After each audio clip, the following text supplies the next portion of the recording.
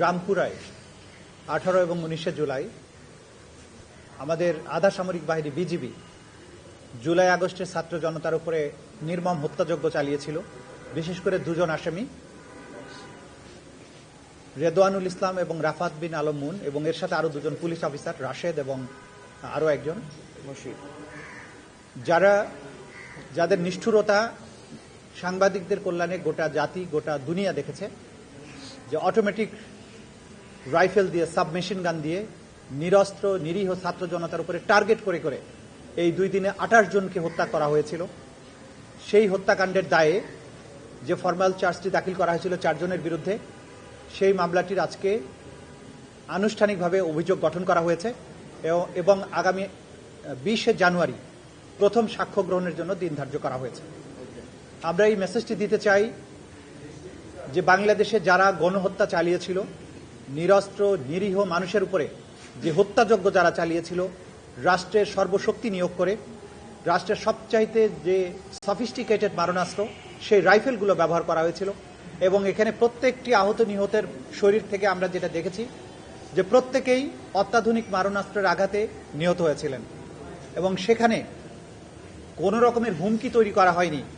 এই যারা তাদেরকে গুলি করেছিল তাদের উপরে কোনো হুমকি এই ছাত্র জনতা তৈরি করেনি, যদিও তারা একটা প্লি নেওয়ার চেষ্টা করেছিল যে টেলিভিশন ভবনকে রক্ষা করার জন্য তারা গিয়েছিলেন। কিন্তু যে সময়ে এই হত্যাকাণ্ডগুলো পরিচালিত হয়েছে, ছাত্র জনতা সবগুলোই টেলিভিশন সেন্টার থেকে অনেক দূরে অবস্থান করছিলেন, তাদের হাতে কোনো ধরনের অস্ত্র ছিল না, তারা কোনো রকম হুমকি তৈরি করেনি। কিন্তু যে বাহিনীর যে আসামি যারা, তাদেরকে ট্রেন আপ করা হয়েছিল বাংলাদেশের সীমান্ত রক্ষা করার জন্য, কিন্তু তারা সেই ট্রেনিং এবং শক্তি আমাদের সন্তানদের উপরে, জাতির সবচেয়ে মেধাবী সন্তান যারা দেশকে ভালোবেসেছিলেন সেই সব ছাত্র জনতার উপরে তারা এটা প্রয়োগ করেছিলেন। এই দায় আসামিদের ব্যক্তিগত দায়। আমরা আবারও বারবার বলার চেষ্টা করেছি যে বাহিনী হিসেবে বিজিবিকে কিন্তু আমরা আসামি শ্রেণীভুক্ত এখানে করিনি। বিজিবির অসংখ্য সৈনিক সারা বাংলাদেশে দায়িত্ব পালন করেছেন, কিন্তু সেখানে কিন্তু এইভাবে মানুষ হত্যার ঘটনা ঘটেনি। স্পেসিফিক্যালি এই 2 জন আসামি অতি উৎসাহী হয়ে তারা কমান্ডিং পজিশনে থেকে এই 2 দিন তাদের নেতৃত্বে রামপুরা এবং বনশ্রী এলাকায় হত্যাযজ্ঞ চলেছে। সে কারণে সমস্ত সাক্ষ্য প্রমাণ বিশ্লেষণ করে আদালত তাদের বিরুদ্ধে আনুষ্ঠানিক অভিযোগ আজকে গঠন করেছেন। ইনশাআল্লাহ 20 জানুয়ারি থেকে তাদের বিরুদ্ধে সাক্ষ্য গ্রহণ শুরু হবে এবং সাক্ষ্য প্রদানের মাধ্যমে আমরা বারবার যেটা বলছি, অকাট্য প্রমাণাদি ক্রিস্টাল ক্লিয়ার এভিডেন্স উপস্থাপনের মাধ্যমে আসামিদের যে সম্পৃক্ততা সেটা আমরা আদালতে প্রমাণ করব। এই যে জুলাই আগস্টের গণহত্যা বলেন বা গুমের মতো অভিযোগ, এই বিচারগুলো করা বাংলাদেশের জনতার দাবি ছিল, যে কারণে একটা বিপ্লব সংগঠিত হয়েছে।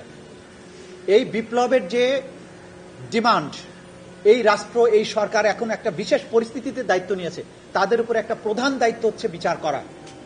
বিচার মানে বিচারের মতো করেই করা। সেখানে আইন যেখানে খুবই ক্যাটাগরিক্যালি বলেছে যে এই নির্দিষ্ট সময়ের মধ্য দিয়ে বিচার করতে হবে, সেই সময়ের বাইরে যাওয়ার সুযোগ তো নেই। সেখানেও সর্বোচ্চ সুবিধা ডিফেন্সকে দেওয়া হয়েছে। 3 সপ্তাহের জায়গায় 7 সপ্তাহ 8 সপ্তাহ, এখন তো তারা 8 সপ্তাহ সময় এনজয় করছেন।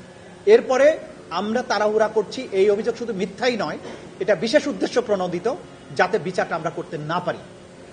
আমরা ডিফেন্সের যে ধরনের রাইটস আইন অনুযায়ী আছে সবই তারা এনজয় করছেন। তারা যদি আইনের বাইরে কোনো কিছু চান এবং সেটা যদি না পান, তখন যদি প্রশ্ন তোলেন, তখন তাদের উদ্দেশ্য নিয়েই আমরা প্রশ্ন তুলব। যাত্রাবাড়িতে ব্যাপক হত্যাযজ্ঞ হয়েছে, ম্যাসাকার হয়েছে, সেগুলোর ব্যাপারে তদন্ত চলমান আছে। আলাদাভাবে শহীদ ইমাম হোসেন তাইম, যাকে আপনারা টেলিভিশনের মাধ্যমে সাংবাদিকদের কল্যাণে আপনারা সবাই জানেন, দেখেছেন, যে তাকে প্রথমে গুলি করার পরে আহত হওয়ার পরে তাকে তার সহকর্মীরা সহযোদ্ধারা সরিয়ে নেওয়ার চেষ্টা করেছিলেন। তাকে যখন সরিয়ে নেওয়া হচ্ছিল আহত অবস্থায়, তার আর সহযোদ্ধা তাকে 2 হাত ধরে টেনে টেনে পিছনের দিকে নিয়ে যাচ্ছিলেন। সেই সময়ে খুব ঠান্ডা মাথায় কাছে থেকে এসে পরপর কয়েক রাউন্ড গুলি করে তাকে হত্যা করা হয় এবং হত্যার পরেও তার এই লাশের উপরে বর্বরতা চালানো হয়েছিল।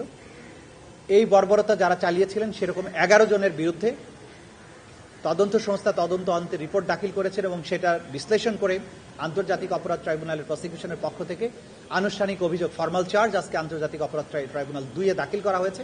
এই ব্যাপারে শুনানি অন্তে পরবর্তী সময়ে প্রয়োজনীয় আদেশ হয়তো আদালত দেবে।